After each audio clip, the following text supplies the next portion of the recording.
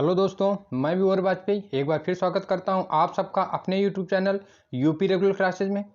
और आज जिस वीडियो के माध्यम से हम आपसे जुड़ रहे हैं, इस वीडियो से आगामी परीक्षाओं में निश्चित ही 2 से 3 क्वेश्चन टकराने वाले हैं। तो आप वीडियो को अंत तक जरूर देखिए और यदि चैनल पर नए हैं तो चैनल को सब्सक्राइब करिए, वीडियो को लाइक करिए और शेयर करिए। शुरू करते हैं वीडियो। पहला क्वेश्चन है, कह रहा प्रथम बौद्ध संगीति का आयोजन किस राजा के शासनकाल में किया गया। तो आपको याद रखना है, प्रथम बौद्ध संगीति का आयोजन जो किया गया वो अजातशत्रु के समय। किसके समय? अजातशत्रु के समय। और अजातशत्रु के समय किया गया। ये किस वंश का शासक है? तो याद रखना है हर्यक वंश का। हर्यक वंश का। मगध पर शासन करने वाले राज्यों का यह जो क्रम है उसमें पहला आता है बृहद्रथ वंश, फिर आता है हर्यक वंश, फिर आता है नाग वंश, फिर आता है नंद वंश और अंत में अपना मौर्य वंश। अंत में अपना आता है मौर्य वंश। तो ये आपको क्रम भी याद रखना है। कभी कभी वो क्रम से क्वेश्चन रख देता है कि आप मगध पर शासन करने वाले राज्यों का या शासकों का क्रम, तो वो ऐसे क्रम में पूछ देगा। ठीक। अजातशत्रु ये किस वंश का? हर्यक वंश का। और इसे एक चीज और याद रखना, इसका उपनाम जो मिलता है वो फुंडिक या फुडिक, कुछ भी फुडिक या फुंडिक कुछ भी कह सकते हो, फुडिक मिलता है। दूसरा, ये भारतीय इतिहास का प्रथम प्रत्यहंता शासक माना जाता है। प्रथम प्रत्यहंता शासक कौन? अजातशत्रु। किस वंश का? हर्यक वंश का। पिता बिंबिसार। एक है बिंदुसार, एक है बिंबिसार। तो बिंबिसार और बिंदुसार में अंतर इतना याद रखना है कि जब आप इंग्लिश में लिखोगे तो जो पहले आएगा वर्णमाला में, बिंब एम पहले आएगा तो एम पहले आएगा, बिंदु एन बाद में आएगा तो वो बाद में आएगा। बिंदुसार मौर्य वंश में पढ़ेंगे और बिंबिसार हर्यक वंश में पढ़ रहे। इतनी बातें याद रखना है। तो प्रथम बौद्ध संगीति का आयोजन कब किया गया? गौतम बुद्ध की मृत्यु के तुरंत बाद, यानी 483 ईस्वी में। दूसरी बात, मोस्ट इंपॉर्टेंट क्वेश्चन या आप बोल रहे अजातशत्रु के समय ही तीन दार्शनिकों का या धर्म प्रचार करने वाले 3 लोगों की मृत्यु होती है या महापरिनिर्वाण होता है। पहला गौतम बुद्ध। दूसरे महावीर स्वामी। तीसरे मोगलीपुत्र गोसाल। ये आजीवक संप्रदाय के संस्थापक, जैन धर्म के संस्थापक महावीर स्वामी और बौद्ध धर्म के संस्थापक गौतम बुद्ध को लाइट ऑफ एशिया भी कहा जाता है। तीनों बातें याद रखनी है आपको। नेक्स्ट क्वेश्चन या इसी में चर्चा कर लें। कह रहा प्रथम बौद्ध संगीति का आयोजन 483 ईस्वी में राजगृह या राजगृह एक ही चीज है। ये राजगृह वो राजगृह है जिसे अपनी राजधानी हर्यक वंश में बिंबिसार बनाता है। मगध की राजधानी कौन बनाता है हर्यक वंश में? बिंबिसार। इससे पहले कौन थी? तो गिरिभज को किसने बनाया था? तो बृहद्रथ। इसके बाद कौन सी बनती है राजगृह के बाद? पाटलिपुत्र। तो पाटलिपुत्र को कौन बनाता है? उज्जैन। कौन बनाता है? उज्जैन। ठीक। किसके शासनकाल में ये बौद्ध संगीति हुई? तो अजातशत्रु के समय। याद रखोगे, अजातशत्रु के समय। द्वितीय बौद्ध संगीति कभी कभी इनका क्रम पूछ लेगा, सुमिलित करने में पूछ लेगा। तो आपको सारी याद रखनी होंगी। द्वितीय बौद्ध संगीति का आयोजन 383 ईसा पूर्व। कहाँ? वैशाली में काला शोक शासनकाल में होता है।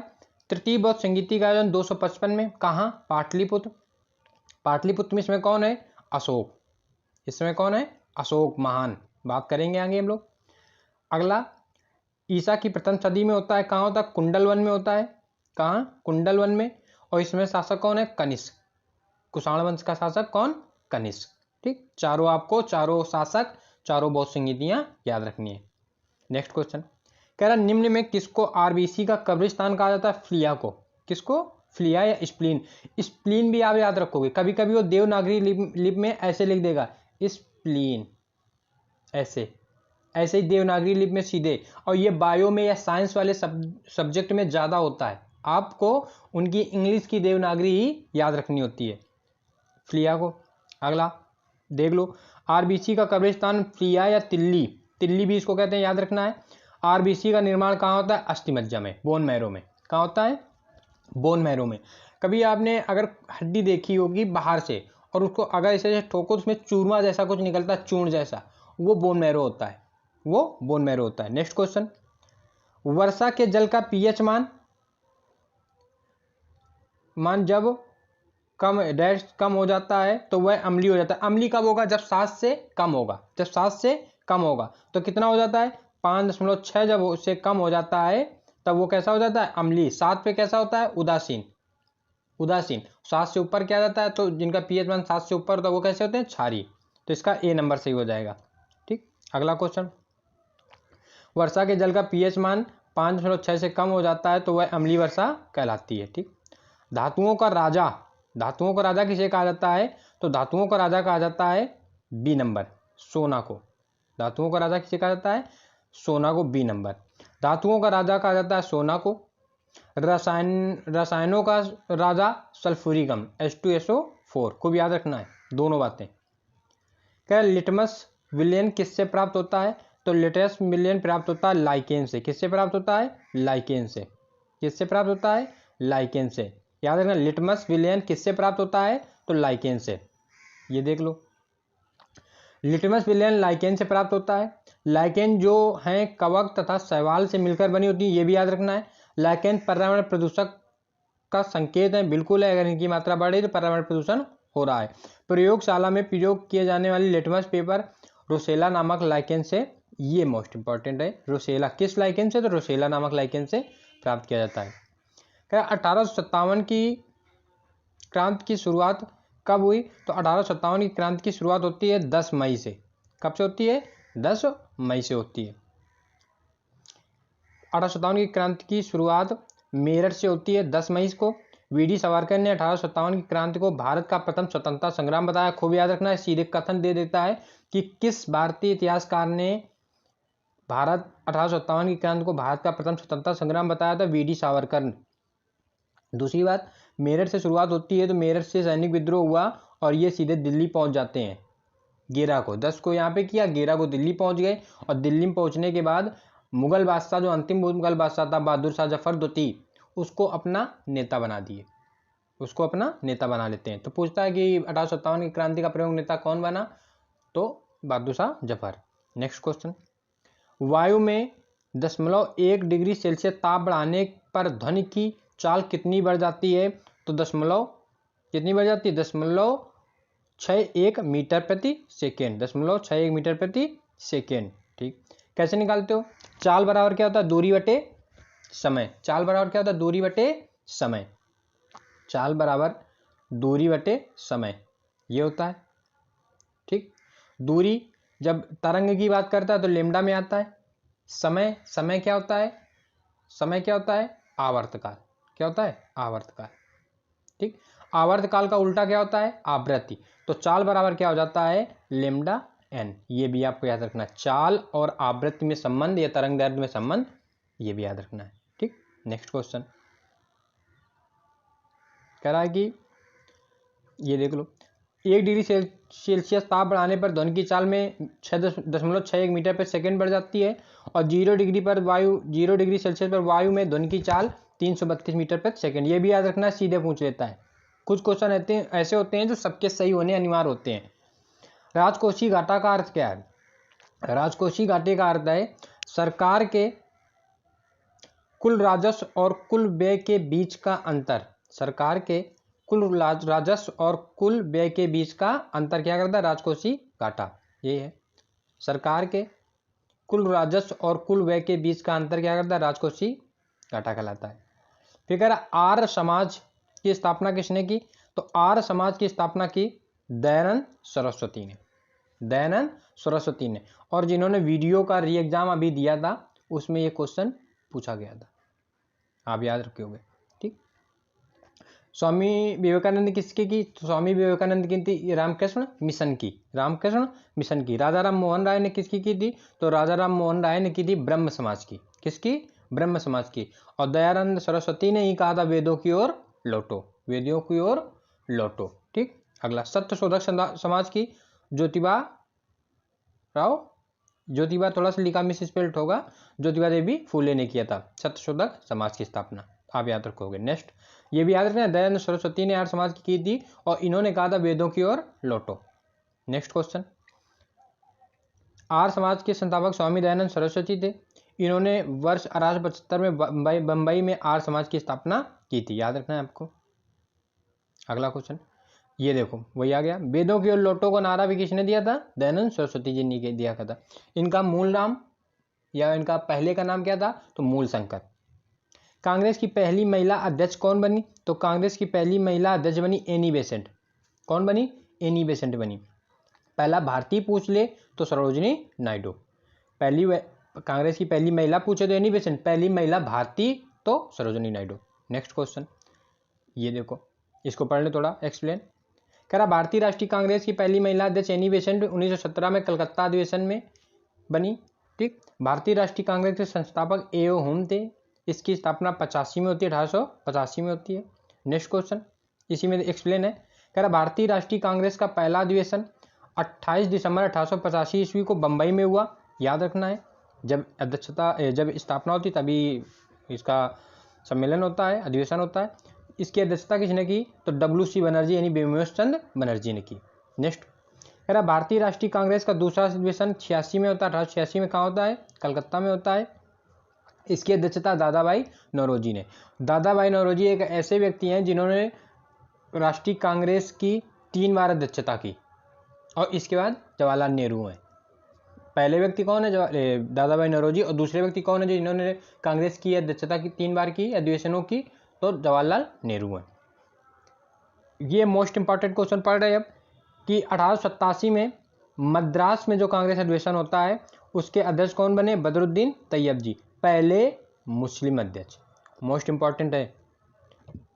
भारतीय राष्ट्रीय कांग्रेस का चौथा अधिवेशन 1868 में होता है, 1868 में इलाहाबाद में होता है और इसकी अध्यक्षता कौन करता है? तो जॉर्ज यूले। अब ये कौन आ गया? अंग्रेज आ गया। तो कांग्रेस का प्रथम अंग्रेज अध्यक्ष कौन बना? George Yule. कब? इलाहाबाद वाले में। कब? 1888 में। फिर महात्मा गांधी ने सन 1930 में सविनय अवज्ञा आंदोलन कहाँ से शुरू किया था? तो वहीं से शुरू किया था जहाँ से उन्होंने डांडी मार्च शुरू किया था और जहाँ पे उन्होंने डांडी मार्च खत्म किया था। यानी नमक बनाकर 5 अप्रैल 1930 को नमक कानून तोड़ा था। तो डांडी कौन सा? डांडी। 5 अप्रैल को नमक कानून तोड़ा और 6 अप्रैल को सविनय अवज्ञा आंदोलन शुरू कर दिया। ठीक, विस्तार पढ़ लेते हैं। कह रहे हैं कि महात्मा गांधी 12 मार्च 1930 को, याद रखना है, साबरमती से, मोस्ट इंपॉर्टेंट, कहाँ से शुरू होता है? साबरमती से कहाँ तक जाता है? तो डांडी नामक स्थान तक जाता है। कहाँ तक? डांडी नामक स्थान तक जाता है।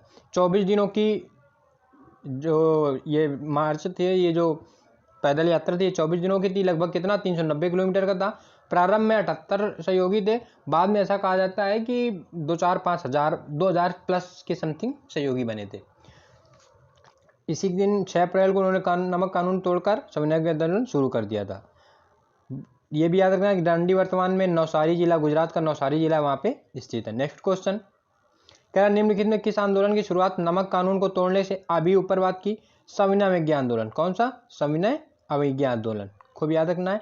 सविनय अवज्ञा आंदोलन में सर्वाधिक किसने भाग लिया? तो सर्वाधिक महिलाओं ने किस आंदोलन में भाग लिया? तो सविनय अवज्ञा आंदोलन में महिलाओं ने भाग लिया। अगला क्वेश्चन, भागीरथी और अलकनंदा का संगम। भागीरथी और अलकनंदा का संगम क्या कहलाता है? देवप्रयाग। क्या कहलाता है? देवप्रयाग। भागीरथी और अलकनंदा का संगम क्या कहलाता है? देवप्रयाग। ठीक, अगला क्वेश्चन कह रहा भागीरथी और अलकनंदा नदियों का 2 प्रमुख स्रोत हैं। इन नदियों का संगम देवप्रयाग कहलाता है। यहीं से नदी का नाम गंगा के नाम से जाना जाता है। कह रहा राष्ट्रीय राजमार्गों के विकास के लिए स्वर्णिम चतुर्भुज परियोजना किसके द्वारा शुरू की गई थी? तो वाजपेयी जी के द्वारा। किसके द्वारा? वाजपेयी जी के द्वारा। वाजपेयी जी के द्वारा, अटल बिहारी वाजपेयी जी के द्वारा।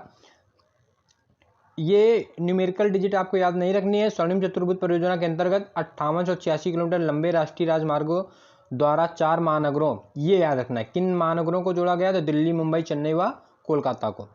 आप मैप में अगर बना दोगे तो ऐसे ही चतुर्भुज की तरीके बन के आता है, या आप मैप लोगे तो इसमें ये बना भी होता है। आप मैप बनाओ और उसमें ये शहर दिखा दो, चतुर्भुज जैसी आकृति बन जाती है। ये याद रखना। कब? तो 2001 में भारत के पूर्व प्रधानमंत्री स्वर्णिम अटल बिहारी वाजपेयी जी के द्वारा शुरू की गई। यह प्रोजेक्ट 2012 को पूर्ण हुई। शुरुआत याद रखना, पूर्ण का तो नहीं पूछता, शुरुआत। कह रहा विश्व की सबसे व्यस्ततम व्यापारिक नदी कौन सी है? राइन नदी। कौन सी है? राइन नदी। इसी को कोयला ढोने वाली नदी भी कहा जाता है। कोयला यूरोप महाद्वीप की नदी है, मोस्ट इंपॉर्टेंट है, कोयला ढोने वाली नदी। ठीक। मिसिसिपी मिसौरी नदी कहाँ की है? यूएसए की है। नील नदी कहाँ? अफ्रीका की। गंगा कहाँ? अपने भारत देश की पवित्र नदी है।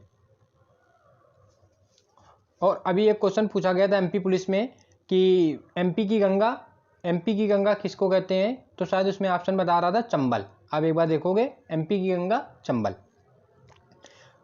विश्व की सबसे व्यस्ततम नदी राइन नदी है, यूरोप महाद्वीप में बहती है। विश्व की सबसे व्यस्ततम समुद्री मार्ग उत्तरी अटलांटिक महासागर। ये भी याद रखना है। समुद्री मार्ग कौन सा है? तो अटलांटिक महासागर। अटलांटिक महासागर कहाँ है? उत्तरी अमेरिका और दक्षिणी अमेरिका के पूर्वी तटों पर एस आकार का बनता है। इधर उत्तरी अमेरिका, दक्षिणी अमेरिका, इधर पर जाता है नीचे अफ्रीका, ऊपर यूरोप। इन दोनों चारों के बीच में एक जो जलाशय है, जल है, वो सागर महासागर अटलांटिक महासागर कहलाता है। नेक्स्ट क्वेश्चन कह रहा भारतीय अंतरिक्ष अनुसंधान की स्थापना कब होती है? 69 में। कब होती है? 69 में, इंदिरा जी द्वारा 1969 में। भारतीय राष्ट्रीय अंतरिक्ष अनुसंधान समिति का गठन 62 में। समिति 62 में बनती है। समिति का नहीं याद रखना है, आपको याद रखना है कि इसकी स्थापना कब होती है? इसरो। क्या कहते हैं इसको? इसरो। स्थापना इंडियन स्पेस रिसर्च ऑर्गेनाइजेशन। ठीक। अगला कह रहा भारतीय अंतरिक्ष कार्यक्रमों को सुचारू रूप से संचालित करने के लिए 1972 में अंतरिक्ष आयोग और अंतरिक्ष विभाग का गठन किया गया तथा इसरो को अंतरिक्ष विभाग के नियंत्रण में रखा गया। यह भी याद रखना है।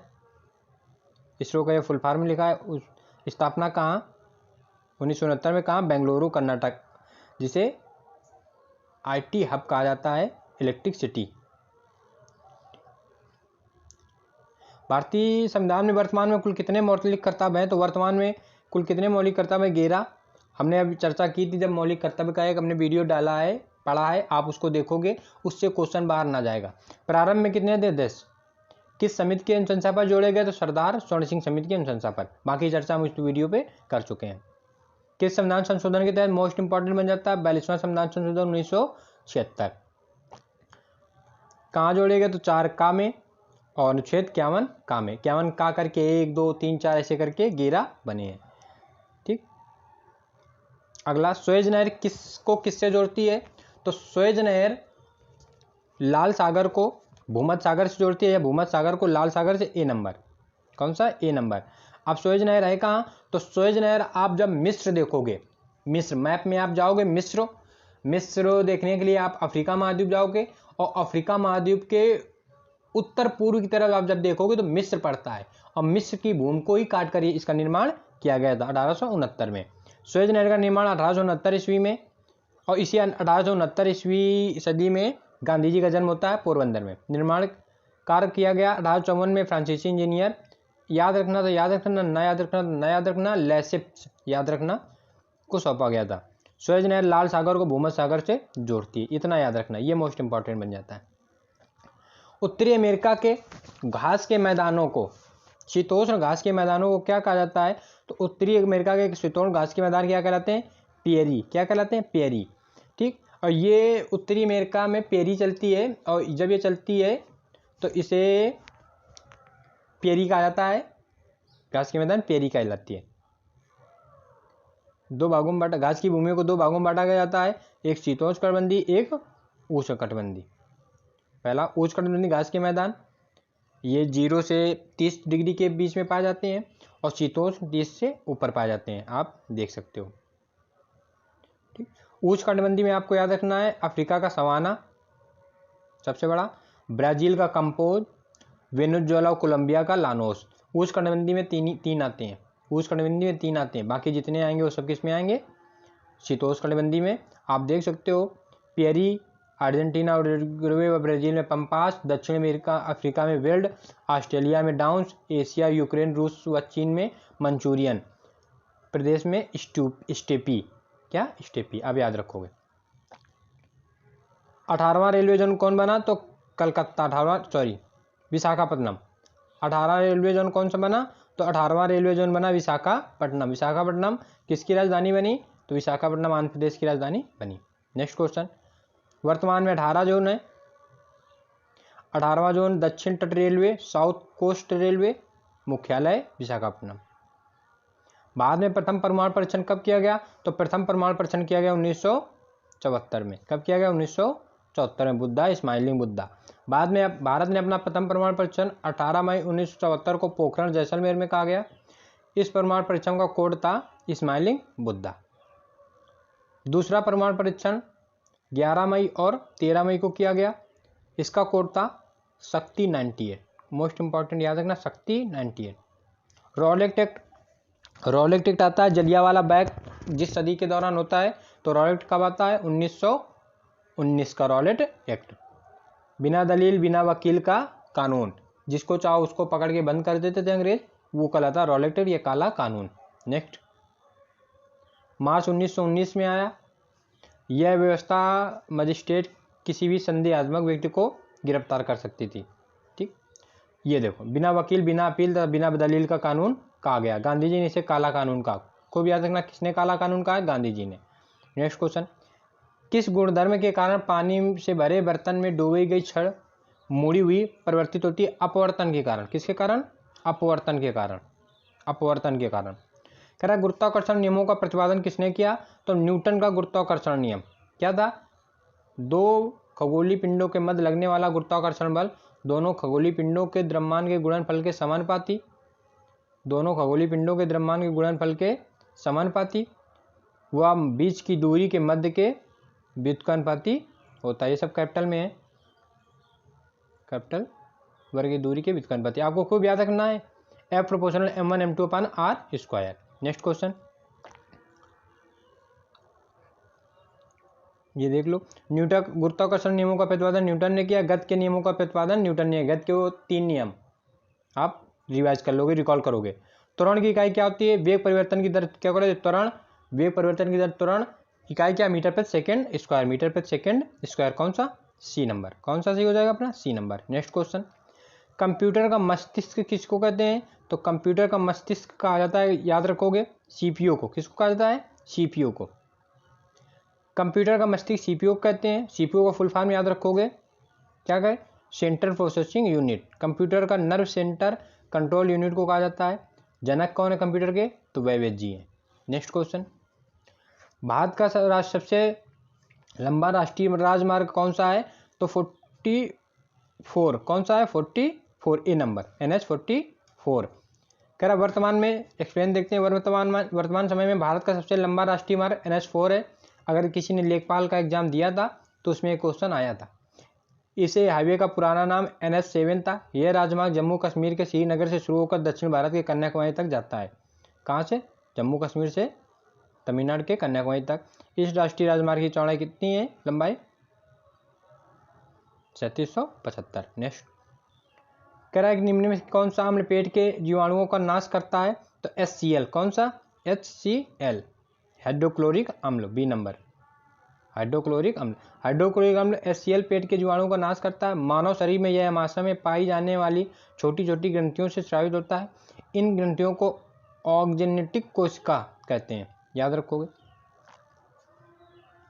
कह रहा है कि प्रकाश संश्लेषण के दौरान प्रकाश ऊर्जा किस ऊर्जा में रूपांतरित होती है? तो प्रकाश ऊर्जा रूपांतरित होती है रासायनिक ऊर्जा में। किस में रूपांतरित होती है? रासायनिक ऊर्जा में। ठीक, नेक्स्ट क्वेश्चन, असम का प्राचीन नाम क्या था? तो असम का प्राचीन नाम था कामरूप। क्या था? कामरूप। नेक्स्ट क्वेश्चन, मुंशी प्रेमचंद द्वारा लिखित पुस्तक गोदान का प्रकाशन किस वर्ष किया गया? पहले तो यही महत्वपूर्ण है कि गोदान किसकी पुस्तक है? मुंशी प्रेमचंद की। तो इसका प्रकाशन कब किया गया? तो 1936 में किया गया। नेक्स्ट क्वेश्चन, लावड़ी और तमाशा किस राज्य के नृत्य हैं? तो ये नृत्य हैं महाराष्ट्र के। कहाँ के हैं भाई? महाराष्ट्र के। भारत में मीठे पानी की सबसे बड़ी झील कौन सी है? तो वुलर झील है। कहाँ? जम्मू कश्मीर में है। डल झील भी वहीं है। सांबर झील कहाँ है? तो ये सांबर झील है राजस्थान में। चिल्का कहाँ है? उड़ीसा में, लैगून झील।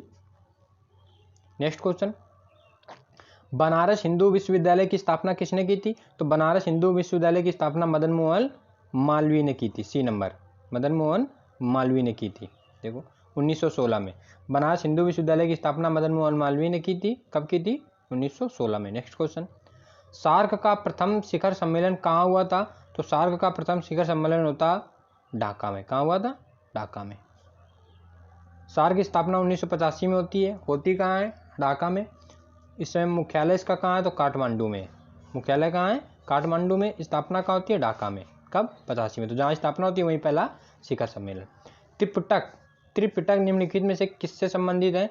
तो त्रिपिटक वाला क्वेश्चन थोड़ा सा आप, हाँ, त्रिपिटक बौद्ध धर्म से संबंधित है। त्रिपिटक कौन कौन से हैं? सुत्त पिटक, विनय पिटक, सुत्त पिटक और अभिधम पिटक।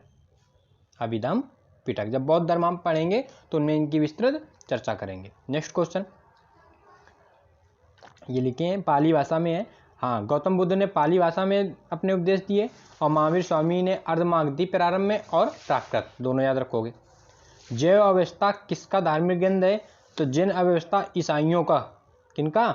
ईसाइयों का, सॉरी पारसियों का, सॉरी गलत हो गया, पारसियों का, पारसियों का जैव व्यवस्था है। ठीक। और इसी के समकालीन कौन माना जाता है? अपना ऋग्वेद। इसी के समकालीन कौन है? अपना। क्षेत्रफल की दृष्टि से विश्व में भारत का कौन सा स्थान है? तो विश्व का भारत में 7वां। कौन सा? 7वां। क्षेत्रफल की दृष्टि से विश्व का भारत में 7वां है। पहला कौन है? रूस। आपको सारे याद नहीं रखने हैं, ना याद रख पाओगे। प्रोटीन की फैक्ट्री किसको कहा जाता है? तो राइबोसोम को। किसको कहता है? राइबोसोम को। नेक्स्ट क्वेश्चन, इसी में देखो विस्तार करा। कोशिका में प्रोटीन का संश्लेषण राइबोसोम में होता है, इसलिए इसे प्रोटीन की फैक्ट्री कहा जाता है।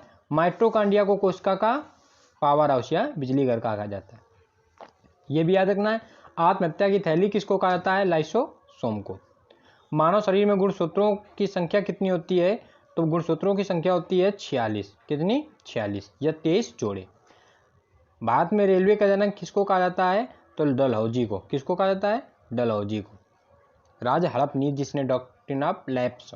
भारत में रेलवे का जनक डलहौजी। इसी के समय भारत में 16 अप्रैल 1853 में बम्बई से ठाणे के बीच 34 किलोमीटर की प्रथम रेल चलाई गई और राजा हड़प नीति इसी ने शुरू की। राष्ट्रीय जलमार्ग संख्या 1 कहाँ स्थित है?